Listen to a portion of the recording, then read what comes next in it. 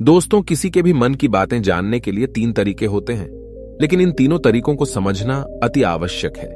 यदि आप इन तीनों तरीकों को समझ लेते हैं तो आप किसी के भी मन की बातें बड़ी ही आसानी से जान सकते हैं, समझ सकते हैं। तो चलिए इसे एक बुद्ध कहानी के माध्यम से समझते हैं कि किस तरह से आप दूसरों की मन की बातें जान सकते हैं, समझ सकते हैं। बहुत समय पहले की बात है। एक छोटा सा गांव था।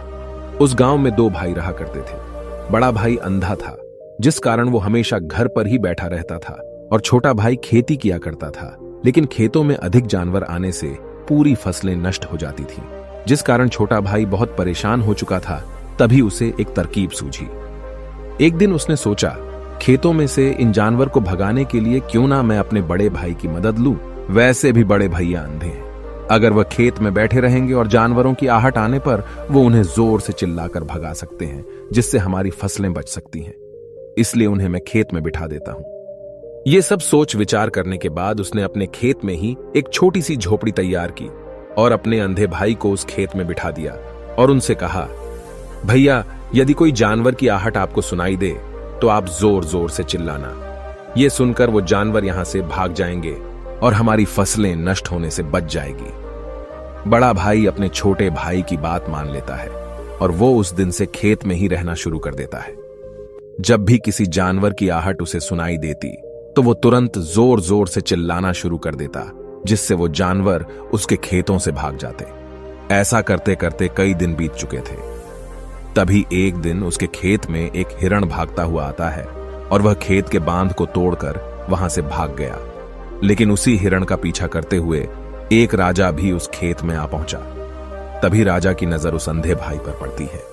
राजा उस व्यक्ति से कहता है, देखो, मैं यहां पर एक जानवर का पीछा करते हुए आया हूं। क्या तुमने उस जानवर को यहां पर देखा है? इस पर वो व्यक्ति कहता है, हे राजन, मैं तो अंधा हूं, मैं भला किसी जानवर को कैसे देख सकता हूं। लेकिन मैं आपको इतना जरूर बता सकता हूं कि जो जानवर मेरे खेतों से होकर भागा है वो आपके लायक नहीं है। आप उसके पीछे अपना समय यूं ही व्यस्त कर रहे हैं। राजा उस अंधे व्यक्ति की बात सुनकर बड़ा अचरज में पड़ गया। वो ये सोचने लगा कि आखिर ये तो अंधा है, फिर इसे कैसे पता कि जिस हिरन को मैं तलाश रहा हूं वह हिरन मेरे लायक है ही नहीं। ये अंधा व्यक्ति मुझे कैसे बता सकता है? तभी राजा उस अंधे व्यक्ति से कहता है, कहीं तुम मुझसे झूठ तो नहीं कह रहे? एक तरफ तुम ये कहते हो कि तुम अंधे हो और दूसरी तरफ तुम ये भी कह रहे हो कि जो जानवर यहां से भागा है वो मेरे लायक नहीं है। इस पर वो अंधा व्यक्ति कहता है, हे राजन, जिसे आप एक हिरण समझ रहे हैं, असल में वो एक हिरण नहीं है, बल्कि एक हिरणी है, और वो भी गर्भवती है। और जहां तक मुझे ज्ञान है, मैंने कभी किसी राजा को किसी गर्भवती हिरणी का शिकार करते हुए नहीं सुना है। और इसी कारण मैं आपसे ये कह रहा हूं कि वो हिरणी आपके लायक नहीं है। आप उसके पीछे अपना समय व्यर्थ ना करें। यह सुनकर राजा और भी अचरज में पड़ गया। वो ये सोचने लगा कि आखिर ये अंधा आदमी ये कैसे जान सकता है कि वो हिरणी है और गर्भवती है। राजा कुछ देर सोच विचार करने के बाद अपने सेनापति से कहता है, सेनापति जी, मुझे वो जानवर जिंदा चाहिए, क्योंकि मुझे यह पता करना है क्या वह हिरणी है और क्या वह गर्भवती है। क्योंकि यह अंधा आदमी बहुत विश्वास के साथ कह रहा है और मुझे इस बात की पुष्टि करनी है।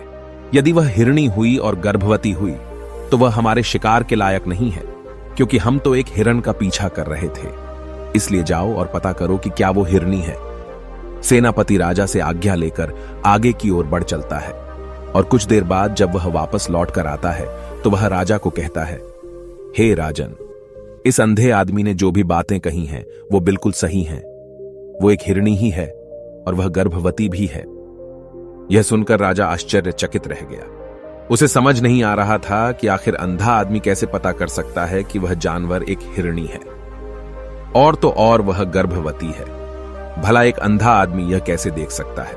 यह कैसे जान सकता है? आखिर इसे यह कैसे पता चला? ऐसे कई सारे प्रश्न अब राजा के मन में उमड़ने लगे। अब राजा ने यह ठान लिया था कि मुझे इस बात की तह तक पहुंचना ही है कि आखिर यह अंधा आदमी कैसे जानता है कि वह जानवर एक हिरणी है। यह सोचकर राजा उस अंधे आदमी के पास जाता है और उस अंधे आदमी से कहता है, देखो, मैं ये तो नहीं जानता कि तुम सचमुच अंधे हो या नहीं, लेकिन मैं तुमसे एक बात जानने आया हूं। क्या तुम मेरे प्रश्न का सही सही जवाब दोगे?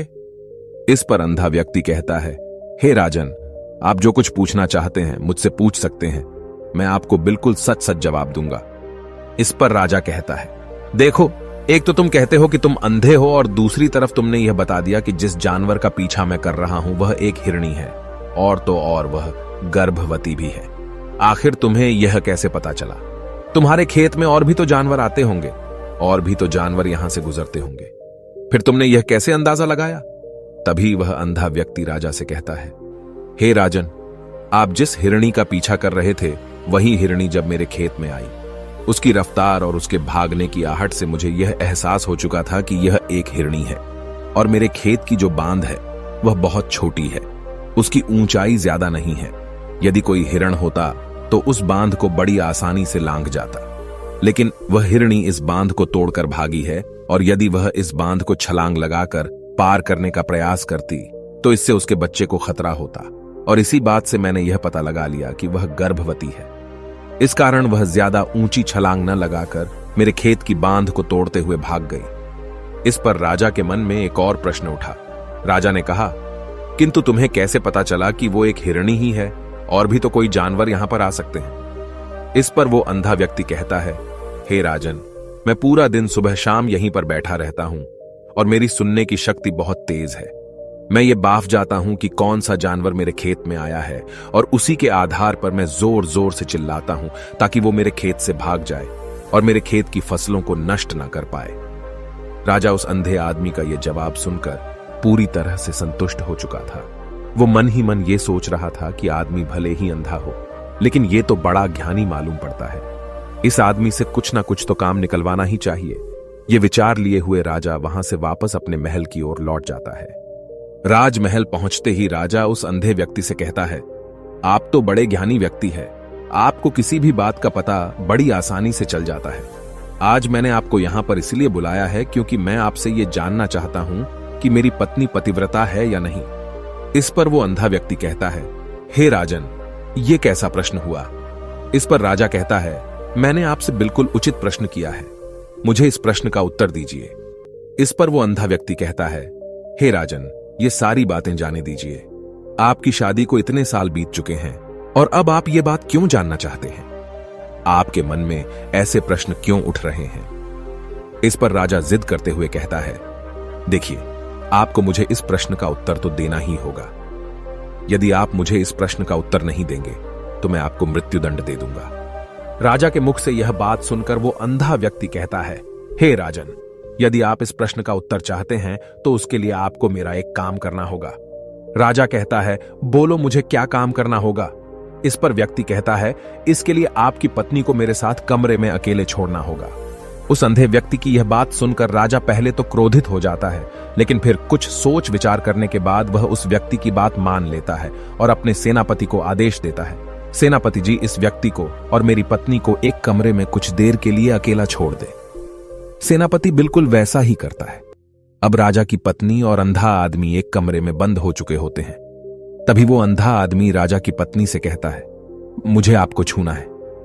इस बात पर रानी अत्यधिक क्रोधित हो जाती है और उस अंधे आदमी को वो पकड़ पकड़ कर पीटने लगती है, कभी हाथों से तो कभी लातों से तो कभी पटक पटक कर। इस तरह से उन्होंने उस अंधे आदमी की खूब पिटाई की। उसके बाद किसी तरह से वह अंधा आदमी अपनी जान बचाकर वहां से भाग निकलता है और वह राजा के पास पहुंचता है और वह राजा से कहता है, हे राजन, आपकी पत्नी पतिव्रता नहीं है। यह बात सुनकर राजा अत्यधिक क्रोधित हो उठता है और राजा अपनी तलवार निकालकर सीधा अपनी पत्नी की ओर जाता है और क्रोधित होकर वह अपनी रानी से कहता है, रानी जी, आज मैं जो भी सवाल आपसे करने वाला हूं उसका मुझे सच सच जवाब दीजिएगा, और यदि आपने एक शब्द भी झूठ कहा तो मैं आपका अभी के अभी सर धड़ से अलग कर दूंगा। तभी आगे वह राजा कहता है, मुझे बताइए, क्या आप पतिव्रता हैं या नहीं? इस पर रानी कहती है, हे राजन, आप भले ही मुझे जान से मरवा दीजिए, लेकिन मैं पतिव्रता नहीं हूं। राजा यह बात सुनकर बहुत खुश हुआ, क्योंकि उस अंधे आदमी ने जो भी कहा था वह बिल्कुल सच था। यह बात सुनकर तुरंत ही राजा उस आदमी के पास पहुंचता है और आकर उस अंधे आदमी से कहता है, तुम्हें कैसे पता चला कि मेरी पत्नी पतिव्रता नहीं है? इस पर वह अंधा आदमी कहता है, हे राजन, बड़ी सीधी सी बात है। मैंने तो आपकी पत्नी से बस इतना ही कहा था कि मुझे आपको छूना है, और इस बात पर वह इतना क्रोधित हो उठी कि उन्होंने गुस्से में आकर मुझे लात घूंसों से पीटना शुरू कर दिया। और भला कोई औरत किसी और मर्द को कैसे छू सकती है, लेकिन उन्होंने न आव देखा न ताव, बस लात घूंसे मुझ पर बरसाने शुरू कर दिए। वह भी तो एक छूना ही हुआ, और एक पतिव्रता नारी कभी भी पराये मर्द को नहीं छूती। जब मैंने उसे छूने के लिए कहा था तो वह उस वक्त मुझे मना कर सकती थी, लेकिन उन्होंने तो मुझे पीटना शुरू कर दिया और देखते ही देखते उन्होंने मेरे पूरे शरीर को छू लिया। अब आप ही बताइए, ऐसी स्त्री भला पतिव्रता कैसे हो सकती है? इस पर राजा कहता है, तुम तो बड़े ज्ञानी मालूम पड़ते हो। अच्छा ठीक है, चलो तुम मेरे एक प्रश्न का और जवाब दो। यदि तुमने मुझे इस प्रश्न का सही सही जवाब दे दिया तो मैं तुम्हें यहां से जाने दूंगा। आगे राजा उस अंधे आदमी से कहता है कि तुम मुझे यह बताओ, क्या मैं सच में अपने पिताजी का ही बेटा हूं या फिर किसी और का? इस पर वह अंधा भी कहता है, हे राजन, इस बात से आपका क्या लेना देना?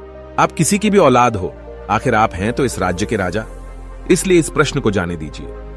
लेकिन राजा कहता है, नहीं नहीं, मुझे इस प्रश्न का सही सही जवाब चाहिए, अन्यथा यह प्रश्न मुझे हमेशा परेशान करता रहेगा। इसलिए मैं इसका सही सही जवाब जानना चाहता हूं।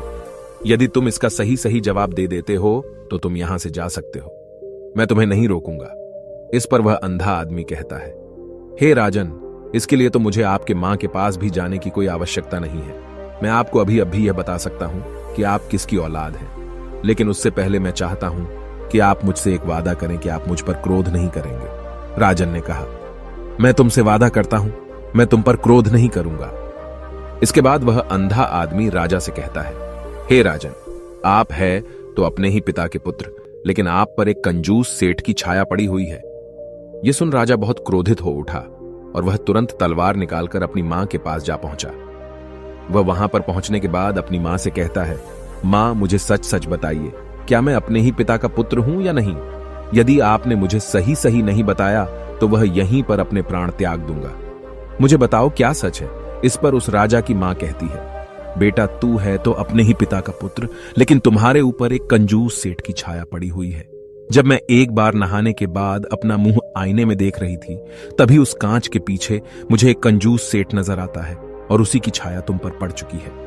यह सुन राजा बहुत खुश हो जाता है और वह तुरंत दौड़ा दौड़ा वापस उस अंधे आदमी के पास पहुंचता है और उस अंधे आदमी से कहता है, तुम्हें यह कैसे पता चला कि मुझ पर एक कंजूस सेठ की छाया पड़ी हुई है?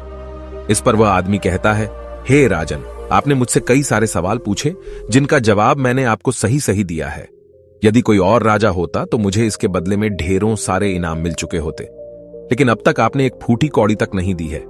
इस बात से ही मैंने अंदाजा लगा लिया था कि आप बहुत कंजूस हो। यह बात सुनकर राजा जोर जोर से हंसने लगा और कहता है कि आप जो भी मांगेंगे वह मैं आपको अवश्य दूंगा, लेकिन मुझे यह बताओ कि तुम्हें कैसे पता चल जाता है कि कौन सी बात सही है और कौन सी गलत? तुम किसी भी बात का इतना सटीक और सही जवाब कैसे दे पाते हो? इस पर वह अंधा आदमी कहता है, हे राजन, मैं तो वैसे ही अंधा हूं। यदि मेरी आंखें होती तो मैं किसी की भी मन की बातें बड़ी सरलता से जान लेता। मन की एक भाषा होती है और यह भाषा मनुष्य के शरीर के व्यवहार के रूप में देखी जा सकती है। उसकी आंखों से, उसके होठों से, उसके काम करने के तरीके से, उसकी क्रियाओं से पता किया जा सकता है कि उसके मन में क्या चल रहा है। उसके आधार पर हम किसी के भी मन की बातें जान सकते हैं, लेकिन मैं तो अंधा हूं, मैं देख नहीं सकता, इसलिए मैं क्रियाओं से देखता हूं।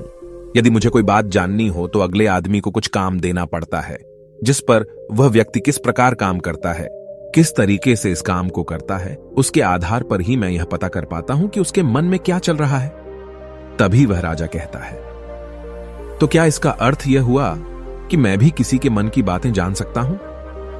इस पर वह अंधा आदमी कहता है, हे राजन, अवश्य आप भी किसी भी व्यक्ति के मन की बात जान सकते हैं, किंतु उससे पहले आपको अपने ऊपर काम करना होगा, और वह काम है अपने मन को शांत करना, अपने मन को वर्तमान में लाना होगा, जिसके लिए मैं आज आपको 3 तरीके बताने वाला हूं। और ये तीनों ही तरीके बड़े ही आसान और सरल हैं, किंतु हे राजन, उससे पहले आपको एक काम करना होगा, अपने मन को एकाग्र करना होगा।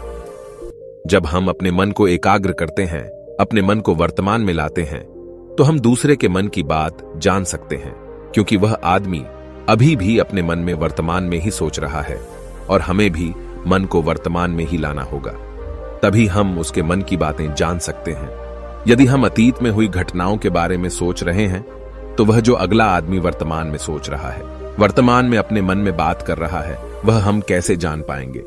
क्योंकि हम तो अतीत की घटनाओं में डूबे हुए हैं। इसलिए किसी के भी मन की बात जानने के लिए सबसे पहले हमें हमारे मन को एकाग्र करना होगा, उसे वर्तमान में लाना होगा। आगे वह व्यक्ति राजा से कहता है, हे राजन, जो 3 तरीके मैं आपको बताने वाला हूं, इन 3 तरीकों से बड़ी आसानी से किसी के भी मन की बातें जान सकते हैं। उसके बाद वह अंधा आदमी राजा से कहता है, हे राजन, जो सबसे पहला तरीका है वह है आंखों पर ध्यान देना। किसी व्यक्ति से बात करते वक्त उसकी आंखों में देखना, उसकी आंखों पर ध्यान देना जो सबसे ज्यादा जरूरी है, क्योंकि आंखें बोलती नहीं पर बहुत कुछ कह जाती हैं। यदि हम किसी व्यक्ति की आंखों के इशारों को समझना सीख जाएं, हम यह जान पाएंगे कि व्यक्ति के दिमाग में क्या चल रहा है, वह क्या सोच रहा है और अभी वह क्या करने वाला है। मेरे पास आंखें नहीं हैं, लेकिन मैंने अपने गुरु से यह विद्या सीखी है, क्योंकि बहुत सालों पहले मेरे पास आंखें थीं और मैं उस वक्त लोगों के मन की बातें केवल उनकी आंखों से ही जान लेता था। इसलिए यदि आप भी दूसरों की मन की बातें जानना चाहते हैं तो आपको भी उनकी आंखों पर गौर करना चाहिए, जैसे कि उनका आकार कैसा है, वह कब, कहां और किधर देख रहे हैं। यदि उसकी आंखें यहां वहां घूम रही हैं, जब आप उससे बातें कर रहे हैं तो वहां वह इधर उधर मोड़ रहा है, कभी ऊपर तो कभी नीचे या कभी आसपास, या फिर उसकी आंखें खुश नजर आ रही हैं या फिर आंखें निराश नजर आ रही हैं, जैसे कि चोर होता है। उसकी आंखों में जब हम देखते हैं तो हमें यह पता चलता है कि अगले आदमी ने कोई गलती की है। ठीक उसी प्रकार जब हम किसी चालाक व्यक्ति की आंखों में देखते हैं तो आपको पता चलेगा कि उसकी आंखों में एक भाषा होती है। एक बहुत ही सीधा और आसान तरीका होता है। यदि आपको यह पता लगाना है कि सामने वाला व्यक्ति आपसे झूठ कह रहा है या फिर सही, तो आपको उसकी आंखों पर ध्यान देना अति आवश्यक है। यदि आपसे बात करते वक्त वह व्यक्ति अपनी आंखें यहां वहां घुमा रहा है, ऊपर नीचे, इधर उधर, दाएं बाएं, हर जगह देख रहा है, तो इसका अर्थ यह हुआ कि वह उस बात से निकलने का कोई रास्ता ढूंढ रहा है, वह कोई झूठ बना रहा है। यदि सामने वाला व्यक्ति आपसे कुछ झूठ कहने का प्रयास कर रहा है तो वह आपसे नजर नहीं मिलाएगा। वह यहां वहां देखेगा, ऊपर नीचे देखेगा, लेकिन वह आपकी आंखों में आंखें डालकर कभी नहीं देख पाएगा, क्योंकि उसे डर है कि यदि उसने आपकी आंखों में आंखें डालकर देखी तो उसका झूठ पकड़ा जाएगा और लोगों को सच्चाई का पता चल जाएगा। और इसी प्रकार कुछ और भी भाषाएं होती हैं। जब आप किसी की आंखों में आंखें डालकर यह देखना शुरू कर देंगे कि उसके हाव भाव क्या है, ठीक उसी प्रकार चेहरे के हाव भाव होते हैं, जिससे हम मन की बातें बड़ी आसानी से समझ सकते हैं और इन्हें भी समझना बहुत जरूरी है। कभी कभी कोई व्यक्ति अपने चेहरे से जैसे आंख, होंठ और बहुत से कुछ अलग अलग व्यवहार करता है। यदि आप किसी व्यक्ति के चेहरे में गौर करेंगे तो आप आसानी से समझ पाएंगे कि वह व्यक्ति निराश है, जब व्यक्ति बहुत उदास है, या फिर वह बहुत खुश है, या फिर उसे कोई बहुत बड़ा दुख है। वह अपने अंदर क्या महसूस कर रहा है, ये सारी बातें हम उसके चेहरे के हाव भाव से पता कर सकते हैं। फिर चाहे इंसान जुबान से कुछ बोले या ना बोले, लेकिन आप उसके चेहरे से सब कुछ पता कर सकते हैं। आगे व्यक्ति राजा से तीसरा तरीका बताते हुए कहता है, हे राजन, इसी प्रकार तीसरी भाषा भी है, अर्थात तीसरा तरीका भी है, और वह है हाथों के इशारे और शरीर का व्यवहार। मन की बात समझने के लिए हमें हाथ के इशारे और शरीर के व्यवहार को समझना बहुत आवश्यक है। कोई व्यक्ति जब बात करता है तो आपने देखा होगा कि वो अपने हाथों को हिलाता रहता है, अपने हाथों से इशारा करता रहता है। बातों के साथ साथ अपना शरीर का जो व्यवहार है, अर्थात बॉडी लैंग्वेज, उसका भी पूरा उपयोग करता है, जिससे हमें यह पता चल पाता है कि वह व्यक्ति हमारी बातों पर कितना ध्यान दे रहा है और उसके मन में क्या चल रहा है। शरीर के व्यवहार को देखने के लिए उसके हाथ मटकाने, शरीर मटकाने और चेहरे पर बार बार हाथ लाने, हाथों का एक दूसरे से मसलना, ऐसी बहुत सी क्रियाएं होती हैं, उस पर हमें ध्यान देना अति आवश्यक है। मन की बात को समझने के लिए हमें शरीर के व्यवहार को भी समझना पड़ता है। यदि हम इन 3 तरीकों को सही तरीके से ध्यान देकर इन 3 तरीकों को अच्छे से समझ लेते हैं तो हम बहुत जल्दी किसी भी व्यक्ति के मन की बातें बड़ी सरलता और सहजता से जान सकते हैं। इसलिए यदि आपको किसी के मन की बातें जानी हैं तो आपको उसकी आंखों पर, उसके चेहरे पर, उसके शरीर के हाव भाव को और उसके हाथों को ध्यानपूर्वक देखना और समझना होगा, जिससे आप यह समझ पाएंगे कि आखिरकार उसके मन में क्या चल रहा है और वह क्या सोच रहा है। लेकिन उनसे पहले आपको अपने मन को एकाग्र करना होगा, शांत करना होगा और अपने मन को वर्तमान में लाना होगा। तभी आप उस व्यक्ति की इन सभी क्रियाओं पर ध्यान दे पाएंगे, उन्हें समझ पाएंगे। अन्यथा आप यदि अतीत की घटनाओं में व्यस्त हैं, भविष्य की योजनाओं में व्यस्त हैं, तो आप उस व्यक्ति के हाव भाव पर कभी ध्यान ही नहीं पाएंगे और न ही आप कभी यह समझ पाएंगे कि आखिर उस व्यक्ति के मन में क्या चल रहा है, वह क्या सोच रहा है। आपने देखा होगा कि ऐसे कई बड़े संत महात्मा हैं जो बड़ी ही शांति से आपको देखते हैं और आपको देखकर ही ये बता देते हैं कि आपके मन में क्या चल रहा है, आप उनसे क्या जानने आए हैं। और इसका सबसे बड़ा प्रमुख कारण यही है कि वह आपको पढ़ सकते हैं, आपको समझ सकते हैं, आपकी मन की बातें जान सकते हैं, क्योंकि उनका मन एकाग्र है, शांत है और यही कारण है कि वह आपके मन की बातें बड़ी सरलता से समझ जाते हैं। यदि आपने अब तक पूरी कहानी को सुना है तो मैं आपसे एक छोटा सा अनुरोध करना चाहता हूं। कृपया इस चैनल को सब्सक्राइब करें ताकि मैं आपके लिए और भी ऐसी ही ज्ञान से भरपूर कहानियां लेकर आ सकूं। नमो बुद्धाय।